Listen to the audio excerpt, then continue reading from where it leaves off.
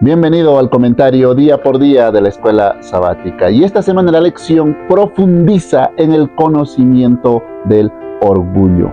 ¿Qué realmente es el orgullo? ¿Cuánto daño puede hacernos el orgullo? ¿Y qué es lo opuesto, el antónimo del orgullo? Todo eso lo veremos en el comentario de este video. Y el título de la lección de esta semana es Orgullo versus Humildad. Y antes de iniciar te invito a que te puedas suscribir al canal si aún no lo has hecho. Y también puedas compartir con amigos y familiares este comentario. Sin más, vamos con el estudio de esta semana. Pero antes vamos a hacer una oración.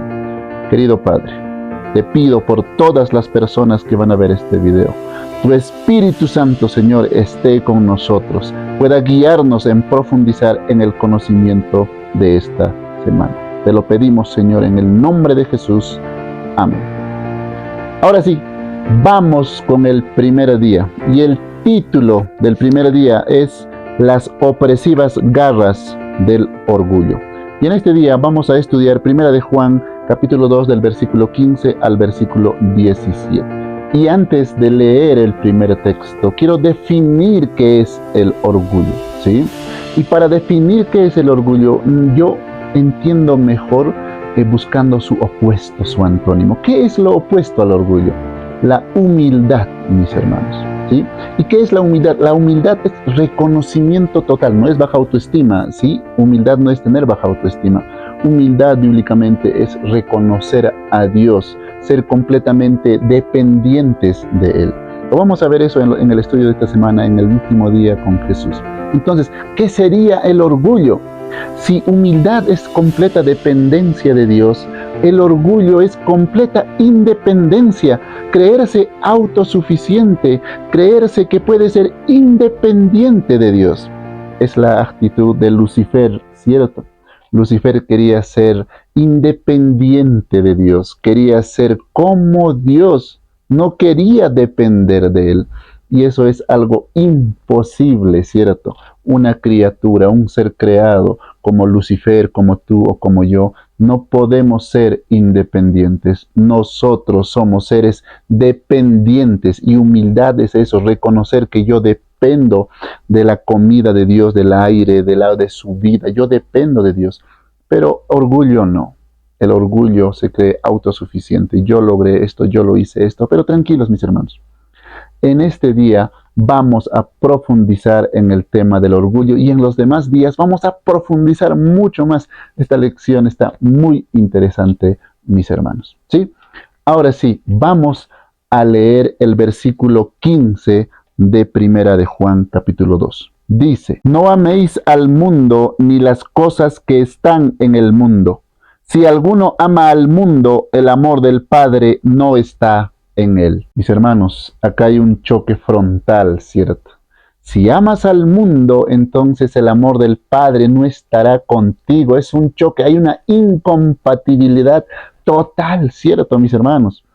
Y ahora Juan dice el mundo. ¿Y a qué se refiere con el mundo? No está refiriéndose a este planeta Tierra físicamente, ¿cierto? Está hablando de un sistema organizado, o sea, está hablando de los valores que tenemos acá, de los valores, de los deseos, de una identidad sin Dios. ¿Qué valores tiene este mundo donde vivimos? ¿Qué deseos tiene? ¿Cuál es esa identidad que ellos tienen sin Dios?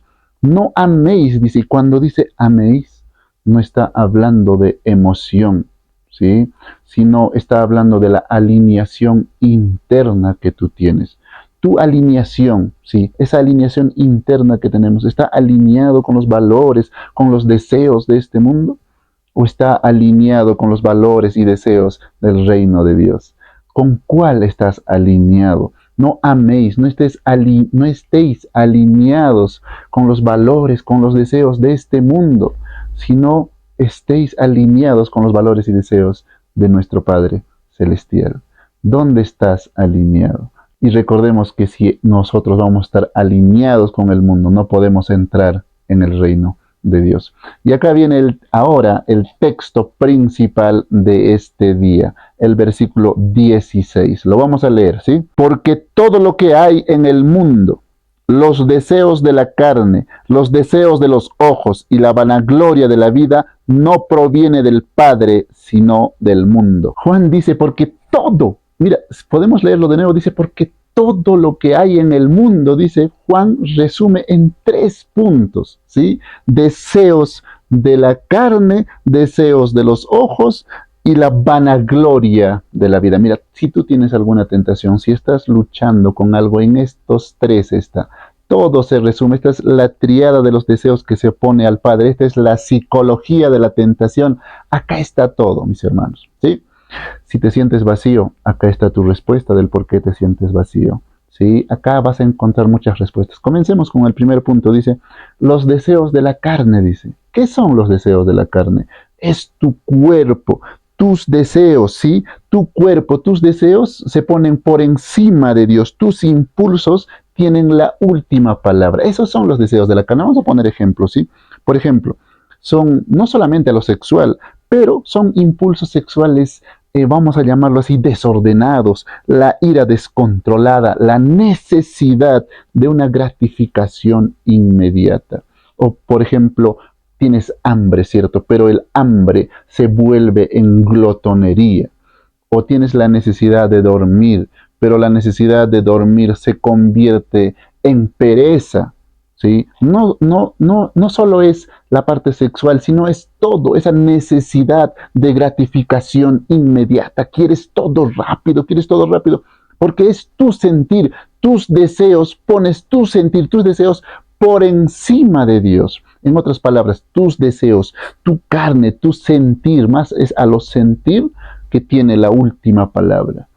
Tu hambre se convierte en glotonería. Tu sueño, tu necesidad de dormir se convierte en pereza porque son tus deseos, la gratificación inmediata, la ira descontrolada, mis hermanos. Esos son los deseos de la carne. Y ahora dice los deseos de los ojos, ¿sí? Y esto es mucho más profundo, mis hermanos, que solamente mirar y desear algo.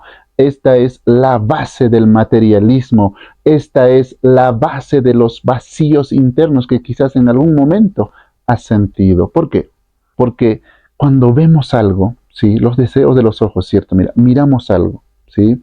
Luego lo comparamos, luego lo deseamos y finalmente codiciamos, ¿sí? Y esto tergiversa por completo nuestra realidad. ¿Por qué?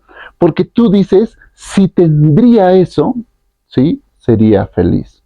Si tendría una casa más grande, sería mucho más feliz. Si tendría unos cuartos más, haría mi cuartito de oración.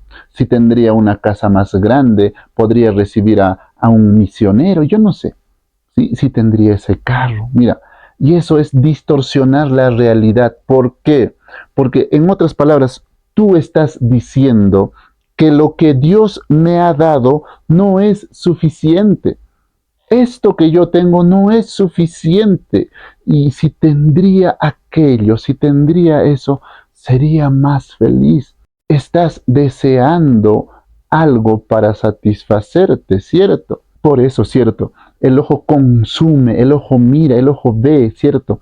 Lo que aún no tienes, y eso genera un vacío, una sensación de insatisfacción dentro de ti. Por eso dije que esta es la base del materialismo. Sientes un vacío porque aún no tienes eso. Es una rebeldía completa ante Dios, ¿cierto? Porque le estás diciendo a Dios, lo que tú me has dado no vale, lo que tú me has dado no es suficiente, necesito aquello. Mira, mis hermanos, necesitamos tener conciencia de esto. Si tienes algún vacío en este momento, es porque estás deseando algo que no tienes y crees que lo que Dios te ha dado no es suficiente. Pero yo te digo, ¿acaso no es suficiente lo que tienes? ¿Sí? Porque si tú miras hacia abajo, va a haber siempre personas con menos que tú. ¿Sí? Es suficiente. Necesitamos estar agradecidos a Dios. Eso no quiere decir que nosotros nos conformemos, pero necesitamos estar agradecidos con Dios por todo lo que nos está dando en este momento. Porque si tú me estás viendo, es porque tienes un celular para ver o tienes el internet necesario para verme. Y hay que estar agradecidos. ¿Sí? Y ahora vayamos al tercer punto de este versículo, la vanagloria de la vida, dice. Y esto es lo más peligroso, mis hermanos, porque esto está directamente relacionado con el orgullo. ¿Y por qué es lo más peligroso la vanagloria de la vida? Porque acá la vanagloria de la vida ya no es un deseo, como en el anterior de los ojos, ¿cierto? Sino acá es la identidad. ¿Sí? Tú construyes una identidad y vives de acuerdo a esa identidad, buscando validación de acuerdo a lo que tú dijiste que eras. Literalmente, tú construyes una identidad fuera de Dios. Yo soy quien digo ser sin Dios. Soy, por ejemplo, vamos a poner, ¿sí?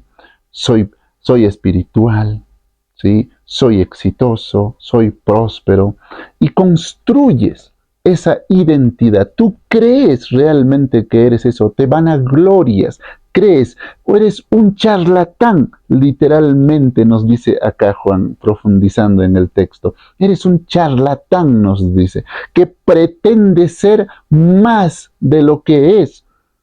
Mis hermanos, y el charlatán más grande ha sido Lucifer, ¿cierto? Que quería ser Dios, yo soy como Dios, miren, yo puedo llegar. No, quería ser, creía que eso era su identidad, pero no lo era. Tenemos que entender que nosotros somos criaturas y dependemos totalmente de nuestro Dios. Por eso esto es muy peligroso, creerte alguien que no eres, tomar una identidad que no eres. Tú y yo somos criaturas, mis hermanos. Tú y yo dependemos de Dios. La vanagloria vive para impresionar a los demás la identidad que Él mismo se ha puesto, el estatus, ¿cierto? La vanagloria de la vida, dice. Acá la vida está refiriéndose a este mundo, ¿cierto? A los valores, a los deseos, al estatus de este mundo.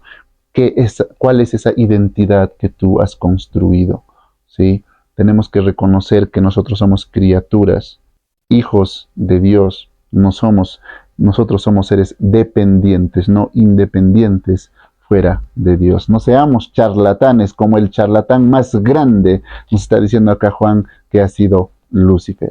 Y ahora sí, vamos con el último versículo de este día, el versículo 17 para terminar. Y el mundo pasa y sus deseos, pero el que hace la voluntad de Dios permanece para siempre. Juan termina diciendo que el error más grande es poner nuestra confianza, es valorar más lo que se está desvaneciendo, lo que está desapareciendo, valorar más este mundo que va a desaparecer que lo eterno.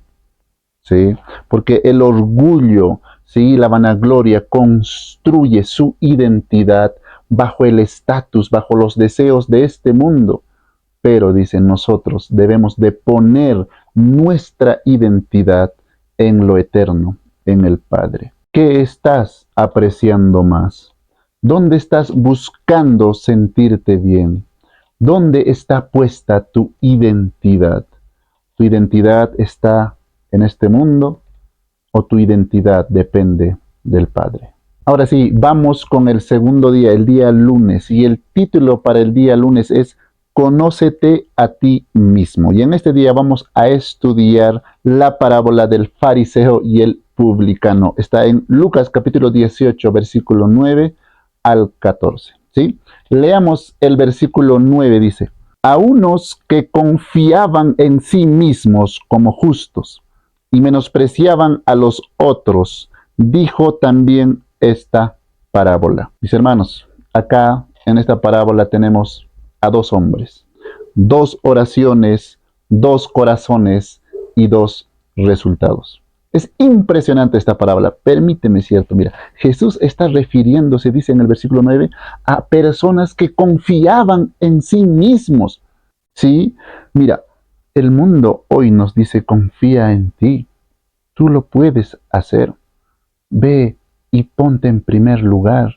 Confía en ti. Ese es el mundo que nos dice ahora los valores, los deseos de este mundo, ¿cierto? Entonces, pero Jesús se refiere a esas personas que confiaban en sí mismos. Mira, y ellos, dice, se declaraban justos. confiando en sí mismos, se declaraban justos.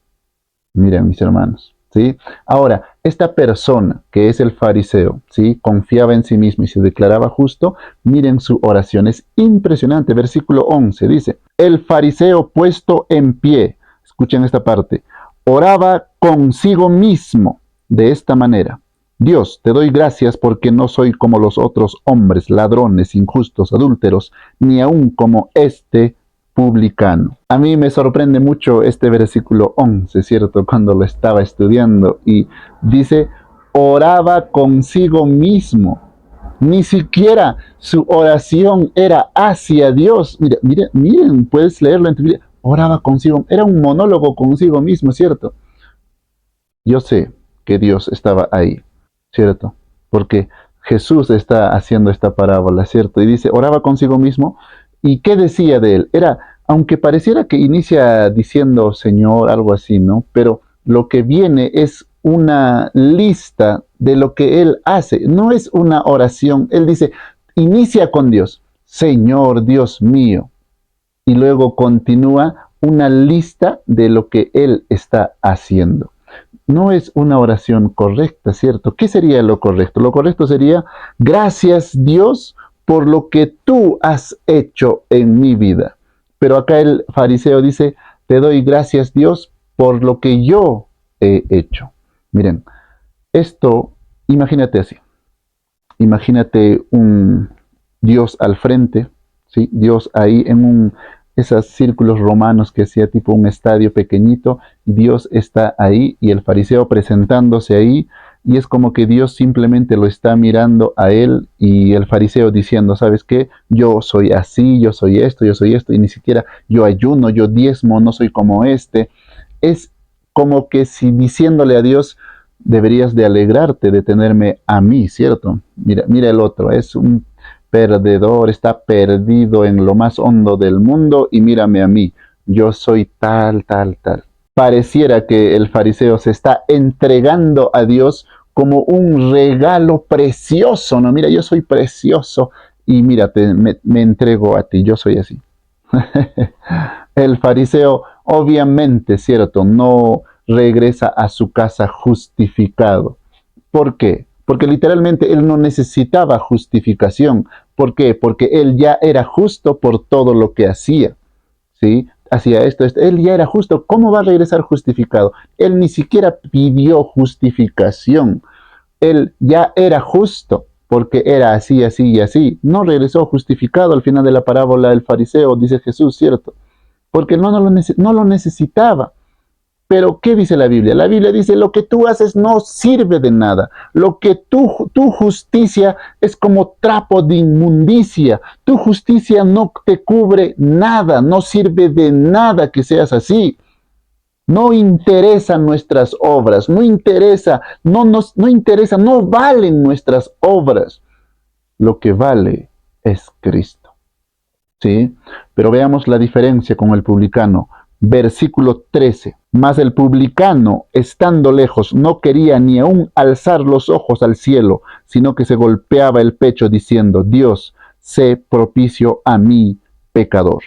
Miren, él de lejos, ni siquiera quería acercarse, ¿sí? Porque reconocía que estaba perdido. El publicano reconocía su perdición, ¿sí? Y se golpeaba, no estaba ahí, estaba golpeándose el pecho, era un símbolo de dolor profundo el golpearse el pecho en ese tiempo, ¿sí? No es como ahora, ¿no, Señor? No, lo tomamos como juego, pero en ese tiempo era un dolor profundo. Y luego dice que no quería ni siquiera alzar los ojos, porque en ese tiempo los fariseos, ¿cierto? Oraban así, Señor, oraban mirando al cielo, y él ni siquiera quería mirar al cielo, ¿sí? Y ahora dice, sé propicio a mí, dice. ¿Qué quiere decir esto? Acá el publicano está, cuando dice propicio, está pidiendo un sacrificio. En el idioma original está pidiendo, Señor, por favor, quiero un sacrificio por mí. Está pidiendo la justicia de Cristo, la justicia del Cordero. Él no se cree justo, entonces necesita la justicia de Cristo. Te ruego, Señor, está diciendo, sé propicio a mí, necesito un sacrificio para mí. Y luego dice pecador, ¿sí? No dice soy un pecador más, ¿sí? Acá está diciendo como si fuera realmente el máximo pecador de todo mundo. Dice, ay Señor, soy el pecador. Si realmente yo soy el pecador.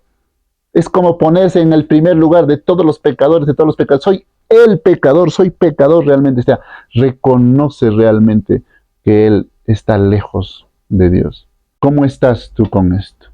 ¿Estás confiando más en tus obras? ¿Estás confiando más en lo que vas a la iglesia, diezmas y todo? ¿O realmente estás poniendo tu confianza en Cristo? Que Él sea nuestro sacrificio para poder llegar al cielo, ¿sí? ¿O realmente aún sigues confiando en tus obras? ¿Sí? Vamos a ir al último versículo, el versículo 14, con lo que Jesús termina. Dice, os digo que éste descendió a su casa justificado antes que el otro, porque cualquiera que se enaltece será humillado, y el que se humilla será enaltecido. Acá nos dice que el publicano descendió justificado. Nos está diciendo que Dios es el que entrega la justificación. El publicano no hizo nada para justificarse. Dios le entrega la justicia, su justicia. Él desciende justificado. El otro no, porque él estaba confiando en lo que él hacía. Ni siquiera pidió justificación porque él se creía justo, ¿sí?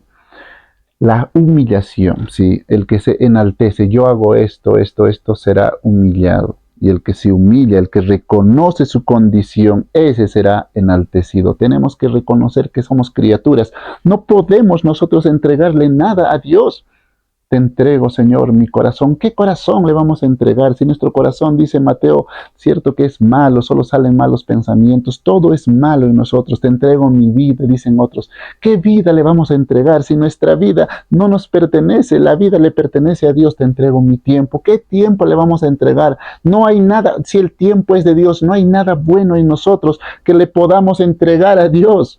No existe absolutamente nada que le podamos dar, porque no somos dueños de nada, ¿sí? Nosotros tenemos que reconocer nuestra condición. Somos criaturas completamente dependientes de Él, y lo que más necesitamos es su justicia, su sacrificio, que pueda revestirnos de vestiduras blancas frente a Él. Necesitamos a Cristo, mis hermanos. Esta parábola es una invitación a negarte al yo, ¿sí? Y morir en la cruz y cargar la cruz de Cristo. ¿Estarías dispuesto a cargar la cruz, negarte a ti? Y ahora vamos con el día martes. Y el título es Moisés, un siervo humilde. Y en este día vamos a estudiar Hebreos capítulo 11 del versículo 24 al 26. Y también Números capítulo 12 versículo 3. ¿Sí? Vamos con el versículo 24 de Hebreos 11. Dice, por la fe Moisés, hecho ya grande, rehusó llamarse hijo de la hija de Faraón. Esto es impresionante, mis hermanos. ¿Por qué? Quiero que te pongas en los pantalones, ¿sí?, de Moisés. Imagínate que tú creces con alguien muy rico de nuestro tiempo. Un hombre muy, pero muy rico, ¿sí? O una mujer, una familia muy rica. Eres criada en ese ambiente. Aprendes todo sobre los negocios, sobre cómo se maneja, porque definitivamente tienen que ser negocios, ¿cierto? Entonces aprendes todo.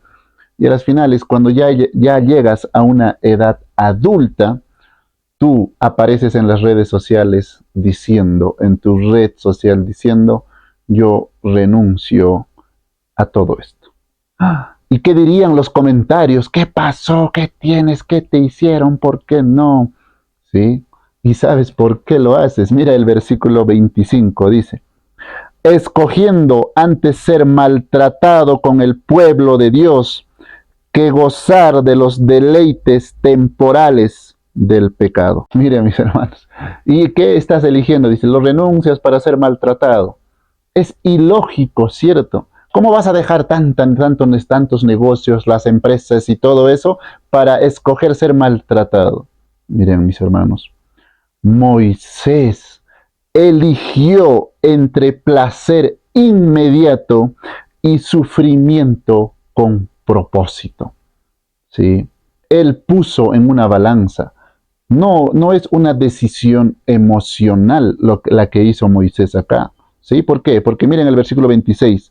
Teniendo por mayores riquezas el vituperio de Cristo que los tesoros de los egipcios, porque tenía puesta la mirada en el galardón.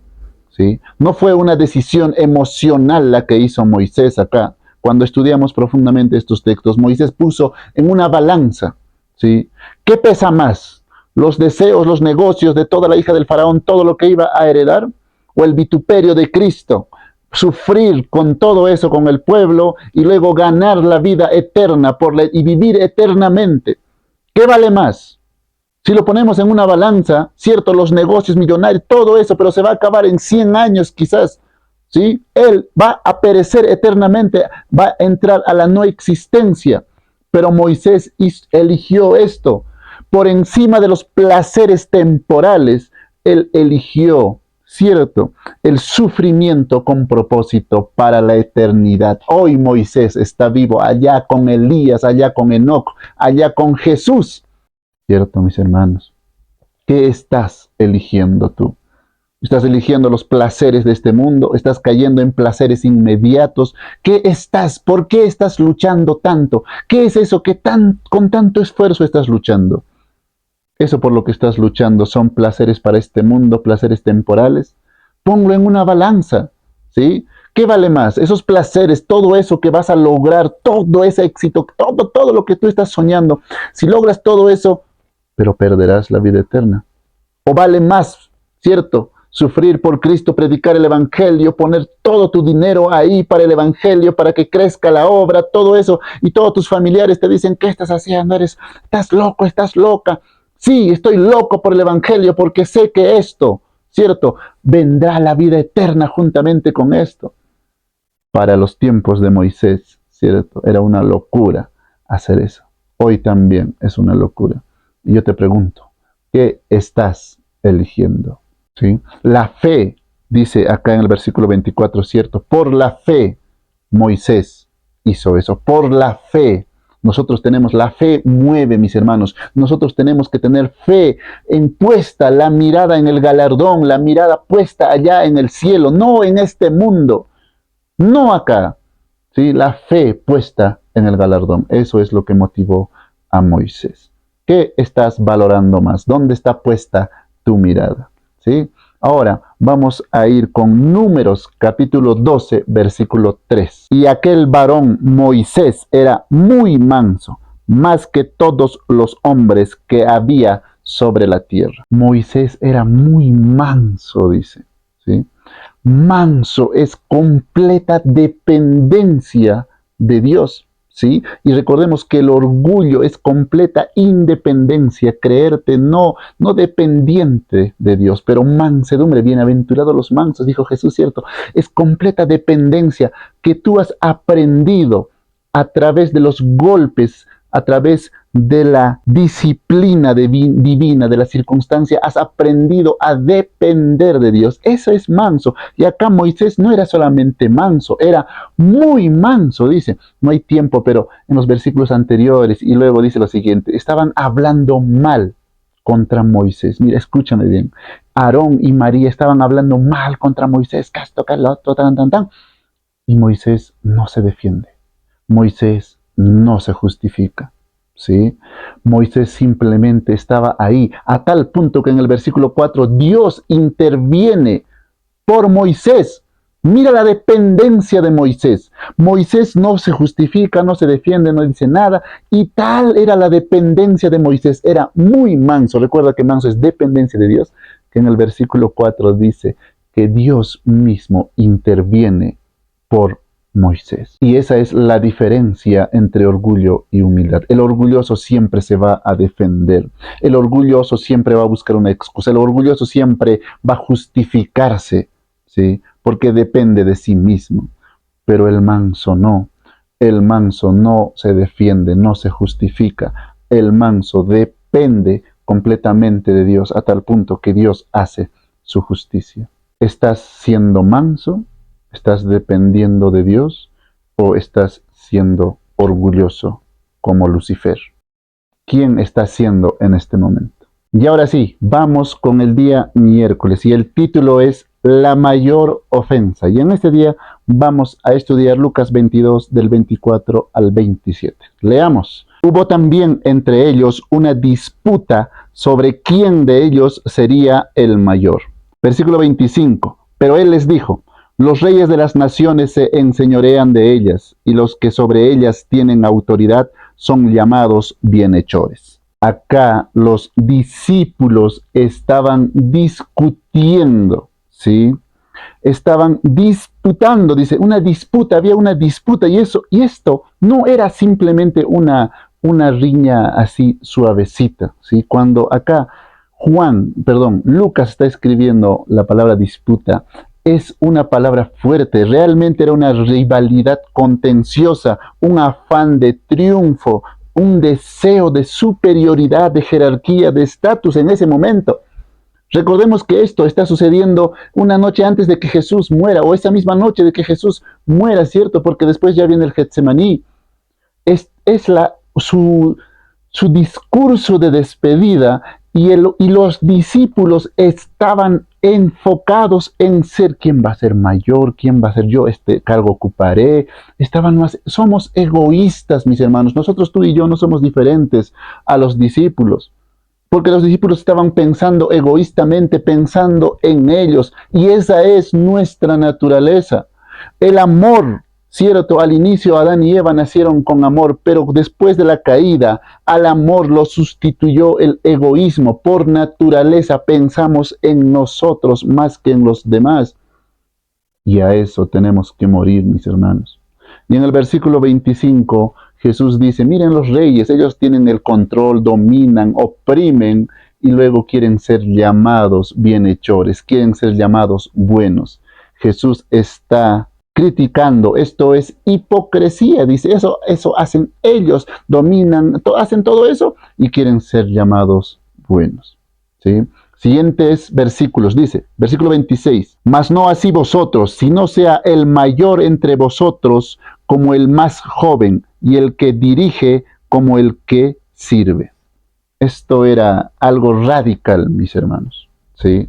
Dice, el mayor que sea como el joven. ¿Cómo es esto?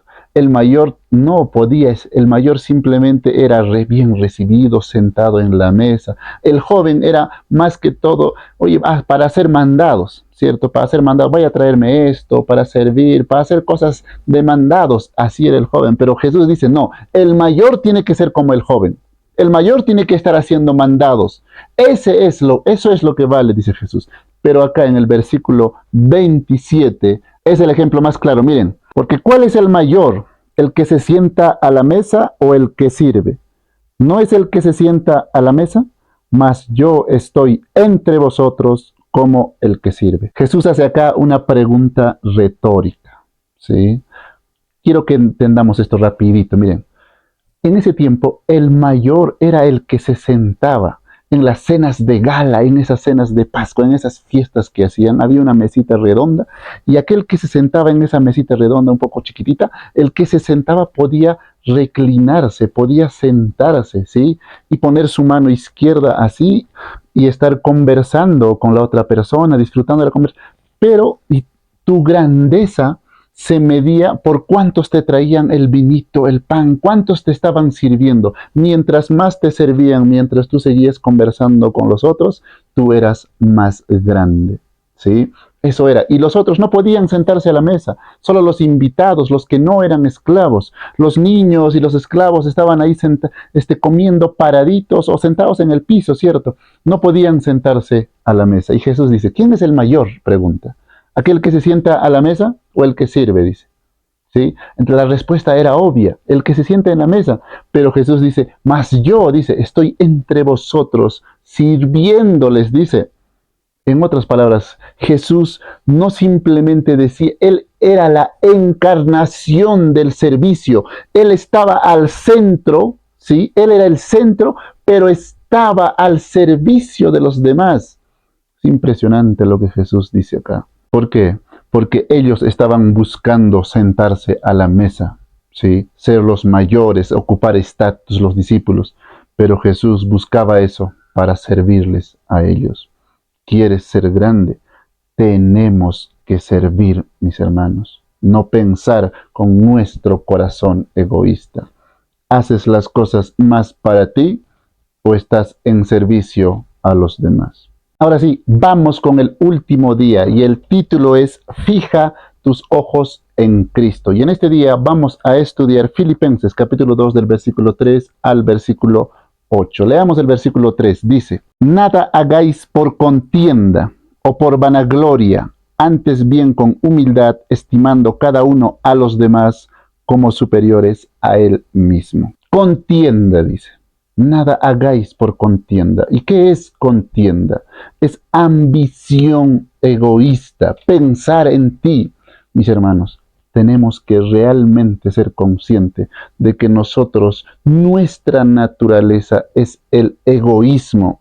Recordemos, nuestros primeros padres antes de la caída en su corazón tenían el amor, pero después de la caída ha sido reemplazado por el egoísmo. Nosotros somos egoístas, mis hermanos. Damos para recibir, no damos simplemente así en vano. Siempre damos algo pensando en nosotros. Y Pablo dice acá, no hagáis nada pensando en ustedes mismos, ¿sí? Antes más bien pensando en el otro con humildad, ¿sí? Y ahora quiero centrarme un poco más de tiempo en el versículo 5. Dice, haya pues en vosotros este sentir que hubo también en Cristo Jesús. Haya en vosotros este sentir, nos dice Pablo.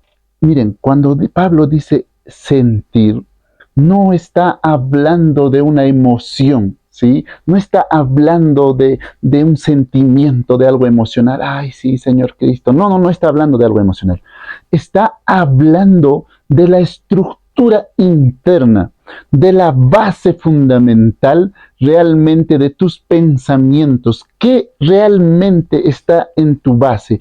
En tus pensamientos. ¿Cuáles son esos pensamientos realmente que te mueven?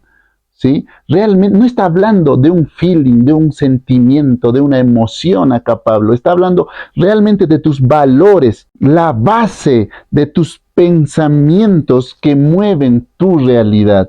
¿Cuáles son esos pensamientos realmente, esas creencias que tú tienes que mueven, ¿sí? Esa base? Haya en vosotros, dice Pablo, este mismo sentir, ¿sí? Este mismo sentir de qué? Que hubo en Cristo Jesús.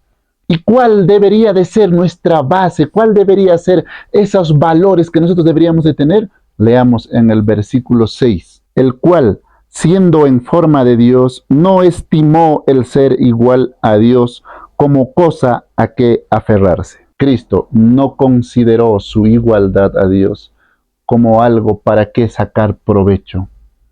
Cristo era igual a Dios y no sacó provecho de eso para nada. Tuvo la prioridad, Él priorizó salvarte a ti. Él puso su beneficio, ¿sí? Él tenía todo el derecho, ¿cierto? Cristo podía reclamar ser hijo de Dios, claro, cuando lo estaban golpeando, claro, pero Él no pensó en sí mismo, pensó en ti, ¿sí? Pensó en nosotros, puso su comodidad por encima, ¿cierto? Dejó todo por ti. Él no reclamó nada de sus derechos. Miren, y ahora el versículo 7 dice, sino que se despojó a sí mismo, tomando forma de siervo, hecho semejante a los hombres. Ahora, él siendo Dios se despojó, dejó a un lado, no es que dejó de ser Dios, sino siendo Dios dejó a un lado, ¿sí? Se despojó a sí mismo y llegó a ser siervo, o sea, esclavo, ni siquiera alguien bueno, sino se despojó de sí mismo para llegar a ser siervo, ¿sí? Y ahora, versículo 8 dice, y estando en la condición de hombre, se humilló a sí mismo, haciéndose obediente hasta la muerte y muerte de cruz. Se negó a sí mismo, se despojó de todo y ahora se convierte en siervo. Y adicional a ser siervo, encima muere, ¿sí? Se entrega por completo y muerte de cruz. Mis hermanos, Recordemos que la muerte de cruz estaba no solamente diseñada para matar, ¿sí? Estaba diseñada para borrar la dignidad del hombre, ¿sí? Los romanos no podían ser crucificados. No estaba diseñado una cruz para un romano. La cruz estaba exclusivamente diseñado para esclavos, ¿sí? Para gente de lo peor. Dios, ¿sí? Se despojó a sí mismo. No reclamó ser hijo de Dios, ser igual a Dios. No sacó provecho de nada de eso. ¿Sí? Y al final se convirtió en siervo y al final termina siendo muerto en lo peor de la cruz. Esa mentalidad, es esa base que nos está pidiendo acá Pablo. Haya en vosotros este mismo sentir, esta misma base de pensamientos. Despojarte de tu yo para pensar más en el otro que en ti mismo. Ese es el amor ágape, ese es el amor de Dios que lo entrega todo por la otra persona. Y si tú estás en Dios, también entregaremos todo por tu prójimo. No pensemos, ¿sí? No debemos de pensar en nosotros con contienda, así como los discípulos estaban discutiendo ahí, ¿cierto? Sino realmente nosotros debemos pensar más en los demás. Esto es lo que Pablo nos está diciendo. Este es el mapa mental. Estos son los valores que deberíamos de tener. Haga ya en vosotros este mismo sentir que hubo en Cristo, el cual siendo igual a Dios, no sacó provecho de nada. Niégate a ti mismo, carga tu cruz y sígueme, dice Jesús. La grandeza, mis hermanos, no está en la acumulación de gloria, en la vanagloria, en esta gloria vacía de este mundo. Seamos como Moisés, mis hermanos, que pesemos, cierto, racionalmente entre ser la hija del faraón o vivir eternamente. ¿Cuál pesa más para ti? Niégate a ti mismo, carga tu cruz y sígueme, dice el Señor Jesús. Nos vemos en el siguiente comentario de la siguiente semana. Bendiciones.